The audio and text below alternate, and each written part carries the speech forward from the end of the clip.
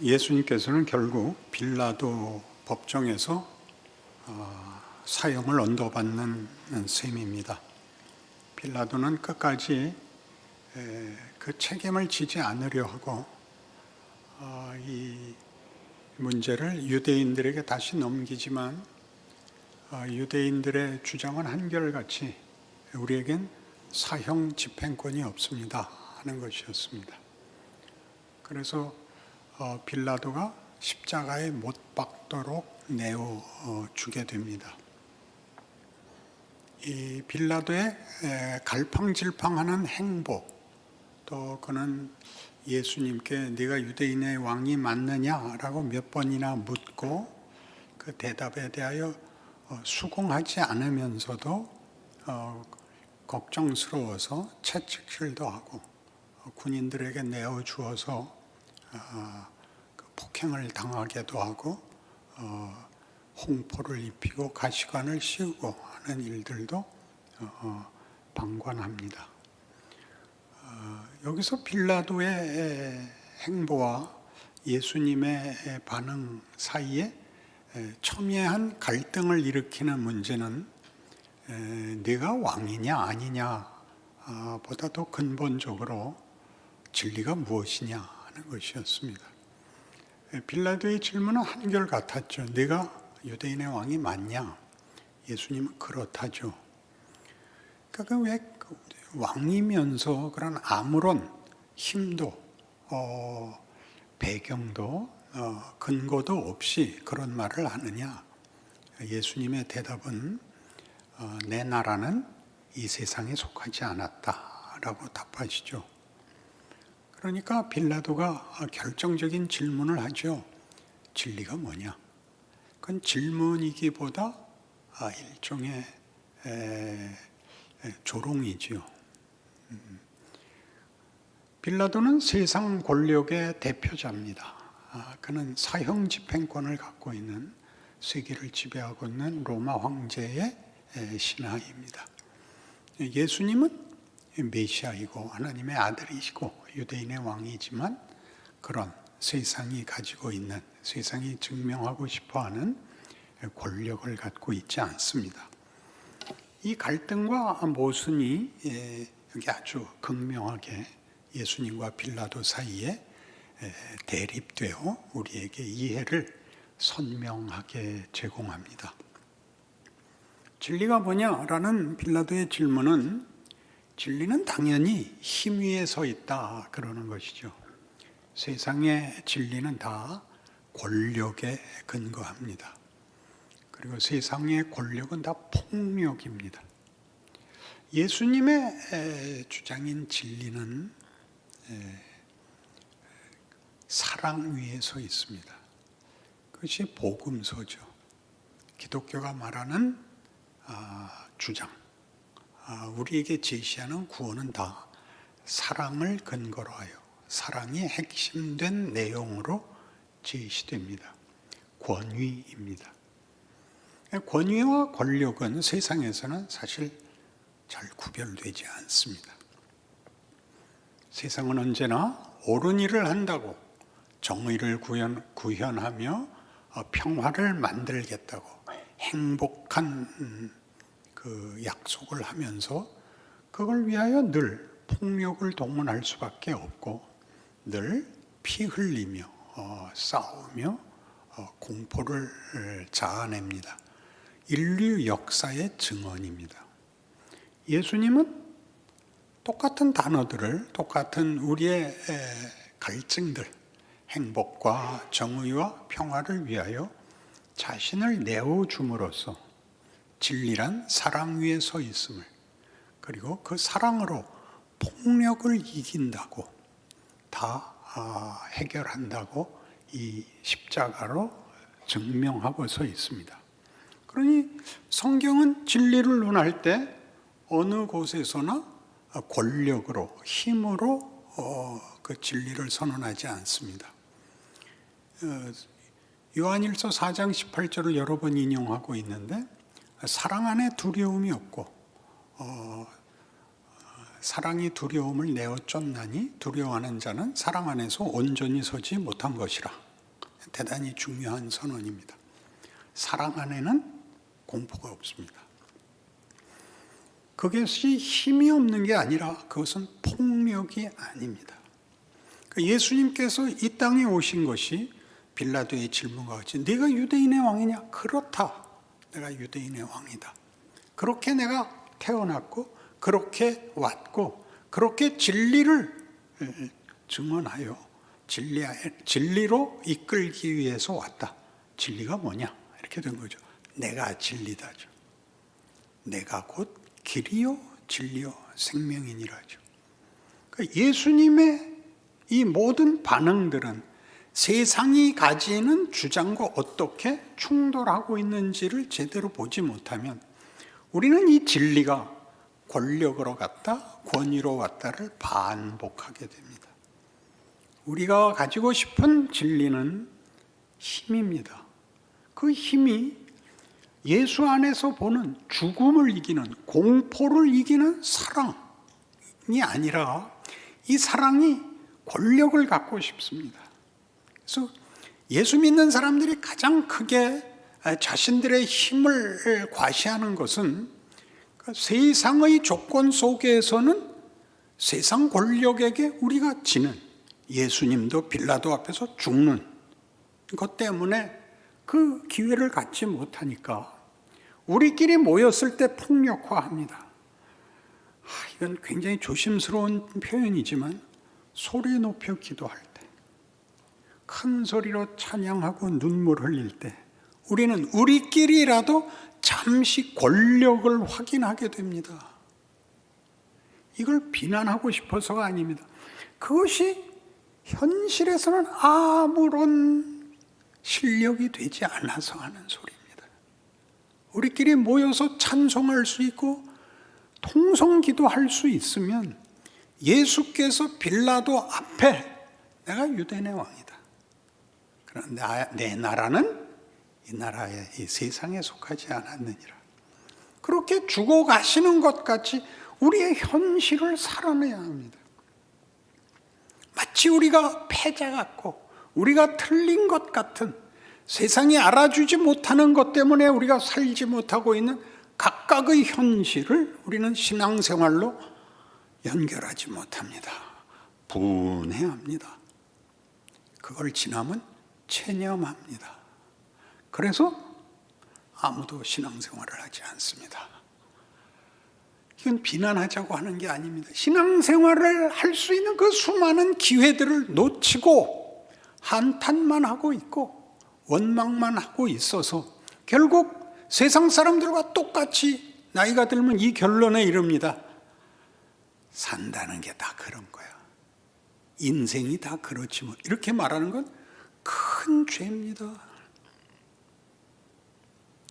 여기까지 오는 동안 겪은 모든 것이 합력하여 선을 이루는 진리가 뭐냐? 영생이 뭐냐? 하늘나라의 영광이 뭐냐에 대하여 접근되어 있어야 될 것 아닙니까? 가까워지고 있어야죠.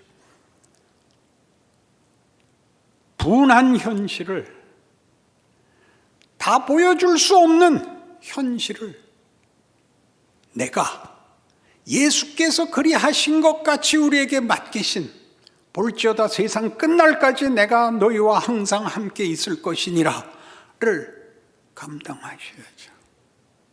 설명해서 되거나 무슨 다른 것으로 확인할 수 없는, 보복할 수 없는, 보상받을 수 없는 인생을 살아야죠. 저는 가끔 제 설교에 은혜 받는 사람들이 이렇게 와서 항의를 하곤 합니다. 목사님 좀 더 행복한 설교해 주세요. 아주 죽여버릴 작정입니다. 십자가 지지 말라는 거죠. 베드로가 뭐라고 욕을 먹었다고요? 들을 수 있는 최악의 구정을 들었잖아요. 사탄아, 내 뒤로 물러가라.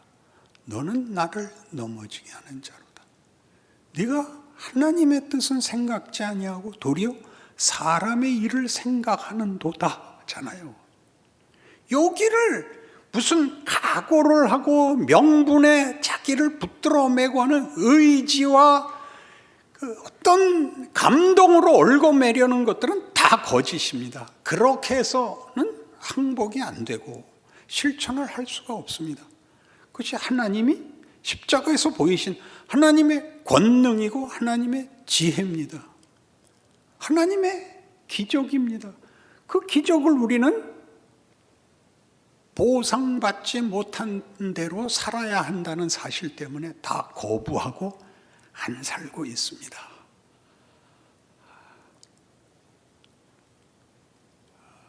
살 수 있다, 그 말을 하려고 그럽니다. 살아내야 된다, 살 수 있다. 우리가 기적이다. 우리가 예수의 제자들이다. 그 복음을 맡은 자들이다. 우리가 하나님의 약속이고 소망이고 구체적 증거다. 이렇게 부름받고 있어요. 붙들려 있다고요. 이걸 안 한단 말이죠. 뭐에 붙들려서? 분하잖아요. 분하죠. 내깟 놈이 감히 나한테 내가 누구냐고 물어! 이러고 싶잖아요. 예수님이 십자가를 지셨다는 걸 단지 저 못난 놈들 예수를 못 알아보고 감히 예수를 채찍질해 이렇게 가는 바람에 우리는 억눌린 분노를 쌓아서 예수님은 하지 않았지만 내가 대신 할 짓을 하고 싶은 대로 늘 유혹되고 그래서 아무것도 못하죠. 살아야 하는 오늘을 외면하게 됩니다. 요한복음 1장 14절에서는 예수님을 이렇게 증언했죠. 말씀이 육신이 되어 우리 가운데 거하심에 우리가 그 영광을 보니 아버지 하나님의 독생자의 영광이요 은혜와 진리가 충만하더라. 여기 진리가 나옵니다. 요한복음 8장에 가면 진리를 알지니 진리가 너희를 자유케 하리라가 나옵니다. 뭘 자유케 했을까요? 마태복음 11장 28절에 의하면 수고하고 무거운 짐진 자들아 다 내게로 오라 내가 너희를 쉬게 하리라. 나는 마음이 온유하고 겸손하니 난 폭력, 나는 공포의 존재가 아니다. 내 멍에를 메고 내게 배우라. 그리하면 너희 마음이 쉼을 얻으리니 이는 내 멍에는 쉽고 내 짐은 가벼움이라. 나는 승부를 내려오지 않았다. 기억하시죠? 나는 보복하러 오지 않았다. 알아듣는 사람들에게는 복을, 못 알아보는 놈들에게는 심판을 선언하러 오지 않았다. 나는 이 세상을 구원하러 왔다. 왜 자꾸 여기를 편가름을 해서야만 넌 안 믿었어, 난 믿었어, 난 열심히 기도했어, 넌 게을렀어 이렇게 나누어서야 확인이 된다고요? 긍정적인 할 수 있는 신앙의 기회를 놓치고 있으니까 부정적으로 밖에는 확인이 안 돼요. 넌 안 믿었어, 넌 열심을 안 냈어. 저 요새 힘들어요. 나 집안에 어려운 일이 있어요. 어쩌면 좋아요. 내가 너 교회 안 나올 때부터 그럴 줄 알았다. 이거밖에 할 말이 없단 말이에요. 얼마나 힘들겠냐. 그 말 한마디 할 줄을 몰라요. 수고하고 무거운 짐진 자들아. 뭐에 수고하고 힘들었을까요? 승부에 잡혀 있잖아요. 폭력에 잡혀 있잖아요. 그런데 예수를 믿게 됐잖아요. 어떻게 하면 좋아요? 하나님은 답을 안 주시고 세상은 계속 으르렁거리고 무슨 수가 있어요? 체념하고 살 수밖에. 그러니 억울하죠. 차라리 몰랐으면 편하게 죄 짓고 살 걸. 괜히 예수는 믿어가지고 이러지도 저러지도 못하게 된 게 원망스럽죠. 그래서 이 설교하다 보면요, 이해할 수 없는 데서 울어요. 그러니까 설교자의 의도하고 전혀 상관없이 어느 단어 하나에 그냥 울어버리죠. 뭐라고 울어요? 하나님, 내가 바로 그 억울한 사람이에요. 저보고 어쩌라고요? 우리 눈물로 나와서 속이 시원해서 가요. 그게 또 무슨 소리예요? 뭐가 속이 시원하다? 운 게 왜 속이 시원해요? 눈물을 닦고 다음 걸음을 떼어놔야 되지 않나요? 여기가 모두가 정체되어 있는 자리죠. 그러니 예수님이 지금 서서 빌라도 앞에서 이 고초, 그러니까 채찍에 맞고 가시관을 쓰고 홍포를 입고 하는 이 모든 수치는, 조롱은 폭력에 행사하는 겁니다. 폭력은 결국 이런 부끄러운 짓밖에 만들어내지 못하고, 예수님은 그걸 견딤으로써가 아니라 그걸 넘어서 있죠. 그것이 수치도, 그것이 고난도, 그것이 비극도 되지 않는 내용과 목적을 위해서 이 길을 걸어갈 수 있습니다. 비를 맞을 수 있고 먼지를 뒤집어 쓸 수 있지만 위대한 목적지를 향하여 가고 있으니까 이런 것이 아무 문제가 되지 않는 것입니다. 잘 견디시죠? 그리하여 아버지의 영광을, 우리 모두의 기쁨을 만들어내십니다. 우리 보고 그렇게 묻죠. 매 순간마다 너는 빌라도냐? 내 제자냐? 이렇게 묻죠. 우리는 여기에 제대로 답을 못합니다. 나 예수님 제자입니다. 그래서 어떻게 해달라고요? 보상해달라죠. 보복해달라죠. 안 그러지 않습니까? 누가복음 17장에 가면요, 이런 예수님의 놀라운 가르침이 있습니다. 누가복음 17장 1절. 예수께서 제자들에게 이르시되 실족하게 하는 것이 없을 수는 없으나 그렇게 하게 하는 자에게는 화로다. 그가 이 작은 자 중에 하나를 실족하게 할진대 차라리 연자맷돌이 그 목에 매여 바다에 던져지는 것이 나으리라. 너희는 스스로 조심하라. 만일 네 형제가 죄를 범하거든 경고하고 회개하거든 용서하라. 만일 하루에 7번이라도 네게 죄를 짓고 7번 네게 돌아와 내가 회개하노라 하거든 너는 용서하라. 이게 무슨 얘기냐 하면, 이게 마태복음에서는 이렇게 되어 있어요. 어린 소자 하나, 어린 아이를 데려다 놓고 이 어린 아이 하나를 실족해 하면 차라리 연자맷돌을 목에 메고 바다에 빠뜨려 죽는 게 낫다. 그렇게 얘기하는 대목입니다. 왜 어린아이가 등장하죠? 무력해서요. 권력에서 제외되어 있어서. 내가 너희에게 만들려고 하는 것은 권력에 근거하지 않는다. 그건 권력이 아니다. 그렇게 얘기하는 대목입니다. 그러니 누가 너한테 잘못을 했을 때 보복하려고 그러지 말고, 그가 용서를 구하면 얼마든지 용서해라. 보복하지 말아가 되죠. 말 그대로 하나의 무슨 윤리로 제시하는 것이 아닙니다. 나라가 세우는 나라의 성격과 본질과 목적이 전혀 다르다라고 얘기하는 겁니다. 그러니까 제자들이 놀라서 이렇게 묻습니다. 사도들이 주께 여짜오되 우리에게 믿음을 더하소서. 왜 이게 갑자기 여기 튀어나와야 되나요? 그들도 마음에 이런 적개심, 보복을 갖고 있습니다.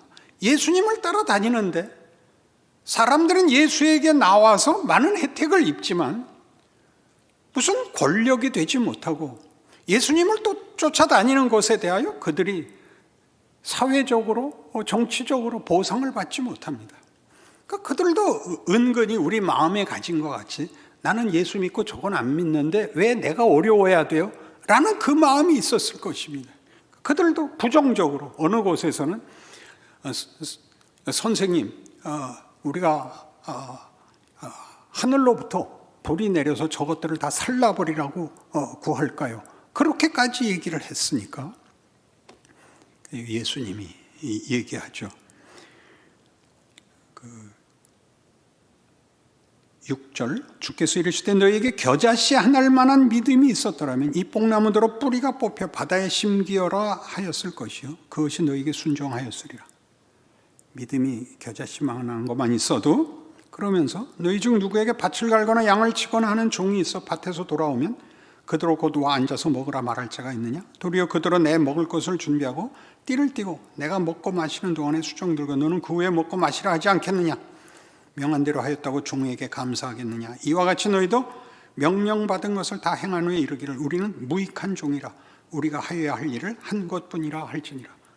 놀라운 비유죠.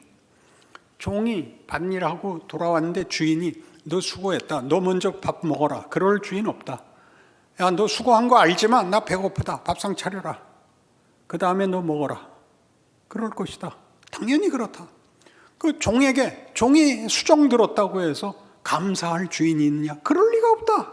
너 수고했다 그러면 종이 뭐라고 말을 해야 된다? 무익한 종입니다. 왜 이 비유가 여기서 튀어나와야 되죠? 무익한 종이 뭡니까 여기서? 내 할 것을 했습니다. 그가 맡은 일을 하는 것이 그에게 명예입니다. 그것을 보상받는 것보다 큰 일에 지금 종이 되어 있습니다. 제자들의 질문이거든요. 너는 이제 내가 이룬 이 구원과 이 복음을 맡을 자들이다.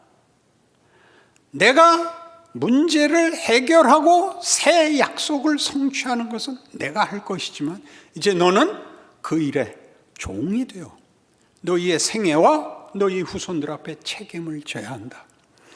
그 무익해 보이는 그 아무것도 아닌 이 제자들 다 순교당했고 예루살렘 교회는 나중에 핍박으로 박살났거든요. 그 길 가야 된다가 여기 들어있죠. 오고 오는 세대 주께서 우리에게 그 제자들에게 맡긴 것 같이 그 후손들에게 땅끝까지 이렇게 다 복음을 허락하여 오늘 우리 교회까지 서 있는 것입니다. 우리가 이 무익한 종들입니다. 대단히 위대한 놀라운 기적입니다. 이걸 영광으로 여기지 않으십니까? 이게 영광이 아니게 되면 결국 우리는 계급장을 붙여야 되고 그리고 아래 위를 차별해야 되고 나와 적을 전쟁을 벌이게 해야 됩니다. 그 모든 것이 우리에게 문제가 되지 않는, 우리에겐 그것이 시험이 되지 않는, 우리에겐 관심사일 수 없는 우리의 직분을, 우리의 책임을 우리 보고 살라고 합니다. 매 경우마다 나는 지금 빌라도인가? 나는 지금 예수인가? 여러분을 자문해야 됩니다. 로안 윌리엄스의 책에서는 이 빌라도의 이 갈팡질팡하는 행보를 이렇게 잘 풀어놨습니다. 빌라도는 이렇게 말한 것이랍니다. 유대인들을 향하여 너희들은 왜 이 말도 안 되는 일을 나한테 떠넘기느냐? 너희들이 봐도 말이 되지 않지 않냐? 난 이거 책임지기 싫다. 니들이 하고 싶은 대로 해라. 나는 상관 않겠다. 이게 빌라도라는 거죠. 그들의 권력과 지위를 유지하는 것 외에 진정한 진리, 진정한 가치, 진정한 명예, 진정한 영광이라는 것은 그 안에 들어갈 자리가 없습니다. 그래서 예수는 죽습니다. 오늘은 부활절이죠.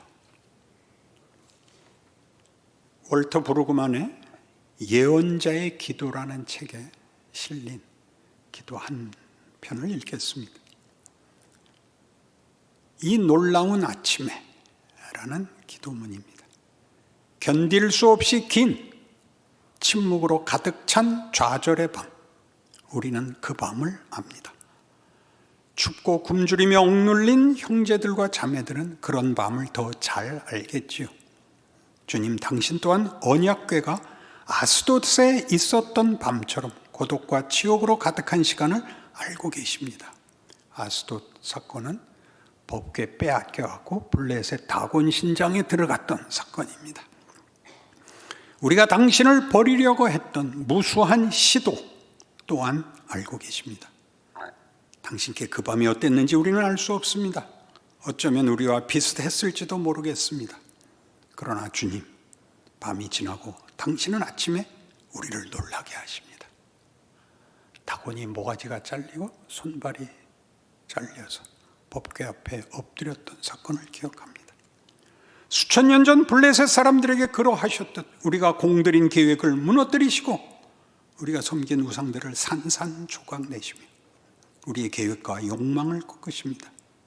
그렇게 당신은 아침을 여시며 당신 홀로 빛과 영광과 권능 가운데 계십니다. 오늘 우리는 기나긴 밤 한가운데서도 영광 속에 계신 당신을 봅니다. 주님, 오늘 우리의 많고 많은 어둠 가운데 영광으로, 영광의 빛으로 임하소서. 당신의 새로운 날, 부활의 아침으로 우리를 이끄소서. 기도하십시다. 하나님 아버지, 몰라서도 못하고 알아도 못하는 우리의 현실, 신앙의 인생, 오늘 말씀으로 한 걸음 앞으로 걸어 나갈 수 있는 그런 위대한 시작을 허락하여 주시옵소서. 우리 모두가 하나님의 기적이고 성육신을 잇고 사망 권세를 이기고 부활을 만드는 증인이요 구체적인 실존이라고 자신의 인생을 위대하게 살게 하옵소서. 예수님 이름으로 기도합니다. 아멘.